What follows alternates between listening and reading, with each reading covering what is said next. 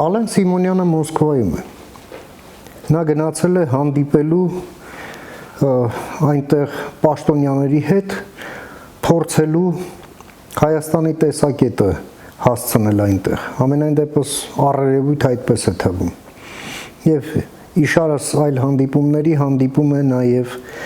Սերգեյ Լավրովի հետ։ Ուշագրավ խոսակցություն է տեղի ունենում։ Ալեն Սիմոնյանը հայտարարում է, որ Հայաստանը մտադիր չէ դուրս գալ ԵԱՏՄ-ից։ Հարց է առաջանում, իսկ մնում ենք ինչ անենք։ Առաջինը, ընդհանրապես, մանավանդ ռուսական շուկան դեգրադացվում է, դա էլ փաստ է։ Եվ հաջորդը, մենք ունենք օրենք Եվրամիությանն անդամակցելու մասին։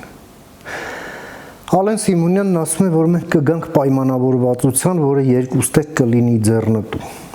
Իհարկե, եթե այդ հայտարարությունը դիտարկենք դիվանագիտական քաղաքավարության շրջանակներում, ապա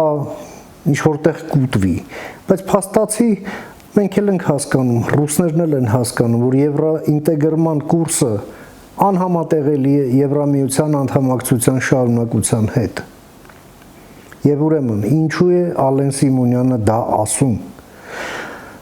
Կարելի է այստեղ մի տրամաբանություն տեսնել, չբավարարվելով իհարկե այս հայտարարությամբ, դա այն է, որ պայմանավորված է ընտրություններով, եւ իդեպ Լավրովն էլ զարմանում է, որ Հայաստանում խոսում են հյուսիսից հարձակումների մասին, բայց ինչից պետք է խոսեին, երբ որ ուղիղ հարձակվում եք, քիթներդ մցնում եք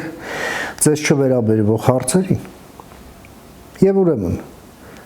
քանի ընտրություններ են, քանի խաղաղության պայմանագիրն Ադրբեջանի հետ կնքված չէ, քանի Թուրքիայի հետ սահմանը բաց չէ, Երևանում համարում են, որ ռիսկային է գնալ կտրուկ քայլերի ռուսական այդ միություններից դուրս գալու։ Կա տրամաբանություն այդտեղ, բայց դա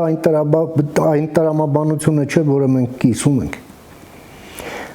Այնուամենայնիվ մեծ խաբկանք է, որ ռուսների հետ այս հարցում հնարավոր է պայմանավորվել։ Լավրովն ասել է, որ իրենց ցավոտ կետերը ցավում են եւ ցավալու են։